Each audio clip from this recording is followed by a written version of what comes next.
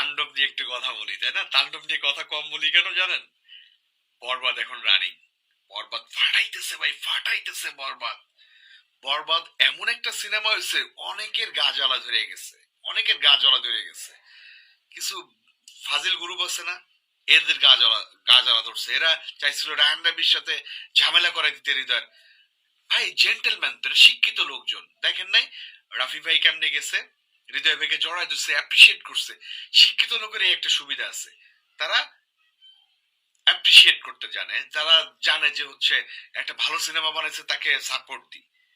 আর মূর্খর বাচ্চারা মনে করেন এই সিনেমা কেন বানাইলো মেডিসন হৃদয়, অনেক কথা টথা বুঝছেন। যাই হোক, এখন তাণ্ডব নিয়ে কথা বলি।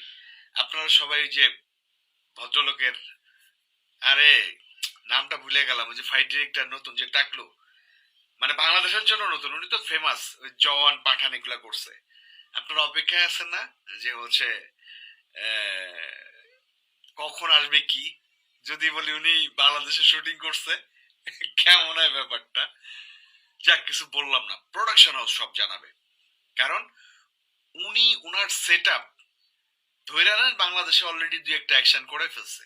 ধৈরা নেন, ধৈরা নেন। এবং কি যে হতে যাচ্ছে বরবাদ, আমি বললাম না, আমি জাস্ট একটু ক্লু দিছিলাম যে আমি একটা ফাইট দেখছি, কিন্তু ওনার ডিরেকশনে, যার কথা বলতেছেন, ভদ্রলোকের নাম মনে আসতেছে না। আমি আরে নামটা মনে আসতেছে না। উনার ফাইট ডিরেকশন আমি ফাইট দেখছি কিন্তু, তাণ্ডবের। রাফি ভাই আমাকে দেখাইছে। তো রাফি ভাই তো জেন্টলম্যান এবং খুব বড় ডিরেক্টর, কিন্তু মানে উনার চিন্তা ভাবনা কিন্তু অন্যরকম। আল্লাহ ওনাকে মেধা দিছে। উনি যে সিনেমাটা তৈরি করতেছে তাণ্ডব, উনি তো জানে, উনি বরবাদ দেখছে না একবার না, একাধিকবার দেখছে। তো উনি তো জানে যে আসলে আমারে তুফান, শুনেন এখানে বেসিক একটা কথা বলি, কেউ অন্যভাবে নিয়েন না। প্রিয়তমা অন্য জনরার সিনেমা, প্রিয়তমা দেখে তুফান সৃষ্টি হয়নি, তুফান দেখে কিন্তু অন্য অনেক কিছু সৃষ্টি হইতেছে। আর বরবাদের কথা বলুন, বরবাদ হচ্ছে মেজর সঞ্জিতার অনেক আগের, 5 বছর আগের প্ল্যানিং। বরবাদ কিন্তু তুফান দেখার পরে প্ল্যানিং না, 5 বছর আগের প্ল্যানিং। অর্থাৎ এদের রেসপেক্ট করতে হবে, একজন রায়হান রাফিকে রেসপেক্ট করতে হবে, একজন মেজর সঞ্জিতাকে রেসপেক্ট করতে হবে, আলাদা আলাদা জনটার আলাদা আলাদা রাখতে হবে। একজন একজন হিমেল আশরাফকে রেসপেক্ট করতে হবে, আলাদা ব্যাপার। ওই তুফান দেখে কিন্তু বরবাদ হয় নাই, বরবাদ আলাদাভাবে সৃষ্টি হয়েছে, প্রিয়তমা আলাদাভাবে সৃষ্টি হয়েছে। প্রিয়তমার জন্য যে তুফানের বাজেট বাড়ছে তা না। একটা কথা বলেন ভাই, তুফানের আগে কখনো কেউ কি ভাবছে সাকিব ভাইকে এভাবে ব্যবহার করা যায়? ওই যে একটা কন্ট্রোভার্সি হচ্ছিল যে একজন ভালো আর্টিস্ট যা তা করতে পারে, আমি কিন্তু এটা প্রতিবাদ করছিলাম। ওই যে ফজলুর রহমান বাবু বলছিল, বাবু ভাই বলছিল যে একজন আর্টিস্ট কখনো ডিরেক্টর তৈরি করতে পারে না, তীব্র বিরোধিতা করছিলাম। কারণ রায়হান রাফির মাধ্যমে কিন্তু তুফান সৃষ্টি হয়েছে। হ্যাঁ বলতে পারেন সাকিব ভাই না হলে তুফান হইতো না, অবশ্যই হইতো না, সাকিব ভাই না হলে বরবাদ হইতো না। একজন ভালো আর্টিস্ট আর একজন ভালো ডিরেক্টর যখন এক হয়ে যায়, তখন কিন্তু গেম ওভার হয়ে যায়। সাকিব ভাই এই এফডিসি কিছু হাগুদের তো শিডিউল দেয় না, কেন দেয় না? জানে ওরা ঘু বানাবে, জানে ওরা ঘু বানাবে, এই জন্য ওনাদের ডেট দেয় না। তো সাকিব ভাই কেন এই ইয়াং জেনারেশনের প্রতি যুক্তেছে? সাকিব ভাই জানে এরা মেধাবী।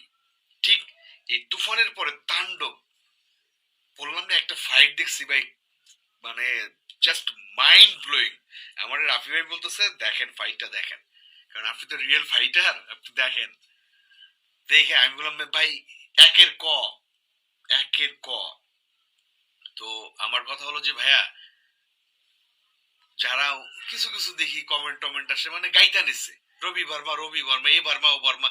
ভাই ফাইট ডিরেক্টরের অভাব নাই মুম্বাইতে। এই যে এখন যে করতেছে হচ্ছে আপনার উনি তো জওয়ান, পাঠান বা বড় বড় সিনেমার ফাইট ডিরেকশন, আপনাদের ভাল লাগে না এই ব্যাপারটা? রায়ান রাফি যে বড় বড় জায়গার চমক দিল, এটা চমক ভাই।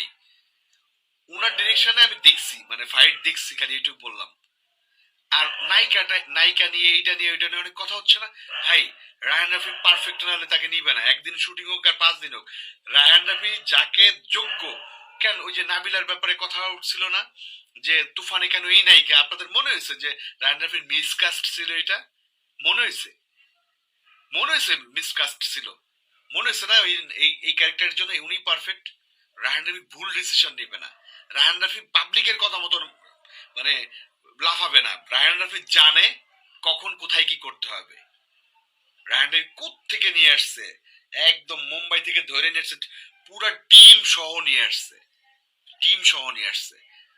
ঠিক আছে, তো খেলা আছে, অনেক অনেক তাণ্ডবে অনেক অনেক আছে, মানে ব্যাপার আছে যেগুলো আপনাদের আমি ক্লিয়ার করতেছি না। আমি জানি, পার্সোনালি আমি জানি তাণ্ডব কি হচ্ছে, সেটা আমি জানি। কারণ রায়ান রাফি দেখে নাই বরবাদ। বরবাদের মতো সিনেমা বাংলাদেশে হইছে? হয় নাই। মানে ইন্টারন্যাশনাল মানে এটা সিনেমা। তো এই যে তুফান দিয়ে শুরু হয়েছিল যে ঝড়, প্রিয়তমা দিয়ে প্রিয়তমা আলাদা, প্রিয়তমা দিয়ে তুফান সৃষ্টি হয়নি, খালি এটুকু বললাম। রায়ান রাফির মেধা দিয়ে তুফান সৃষ্টি হয়েছে, রায়ান রাফির মেধা দিয়ে তাণ্ডব সৃষ্টি হচ্ছে। বরবাদ একজন মেহেদী হাসানের মেধা দিয়ে বের হয়েছে, পরের প্রজেক্ট আরো বড় আসবে। এই যে ইয়াং জেনারেশন, এরা বের হচ্ছে না, এরা এক একটা আগুন, এই আগুনদের না এই হাগু গ্রুপ সহ্য করতে পারে না। রায়ান রাফির কথা বদনাম করে দেখেন কিছু লোকজন, আবার ইয়ের কথা বদনাম করে, এই যে মেহেদী হাসান হৃদয়ের কথা, এমরাহিম, ওনাদের সাথে কাজ হবে, এমরাহিমের সাথেও কাজ হবে। তাণ্ডব জাস্ট তাণ্ডব চালাবে, আমি খালি এইটুকু বললাম। ওনার একটা ফাইট দেখলাম আমি, যেটা দেখে আমি হতভম্ব হয়ে গেছে আমারে। জাস্ট রাফি ভাই বললো কেমন হয়েছে, তাই আমি বললাম যে ভাই মাইন্ড ব্লোয়িং, মাইন্ড ব্লোয়িং। তো টোটাল কাজটাই এইভাবে হবে। রায়ান রাফির প্রত্যেকটা কাস্টিং, প্রত্যেকটা ডিসিশনকে আপনাকে স্যালুট করতে হবে। আপনাদের কথা মতো কিন্তু উনি একে ওকে আনে নাই, ধরে আনছে মুম্বাই থেকে। আমি সত্যি কথা, আমি সরি, আমি ওনার নামটা মনে করতে পারতেছি না, খুব কঠিন নাম। ঠিক আছে, খুব কঠিন নাম। তো হচ্ছে নামটা মনে আসতেছে না, বাট দুর্দান্ত কাজ হচ্ছে, খালি এইটুকু বললাম, দুর্দান্ত কাজ হচ্ছে তাণ্ডবের। তাণ্ডব জাস্ট ফাটাবে, মাথায় রেখেন। রায়ান রাফি গেমটা কিন্তু খেলে দিবে। তুফান দিয়ে যেমন একটা নতুন সাকিব ভাইকে পাইছিলেন না, তাণ্ডব দিয়ে আর একটা নতুন সাকিব খানকে পাবেন। এইটুকু বলে দিলাম। ধন্যবাদ, আসসালামু আলাইকুম।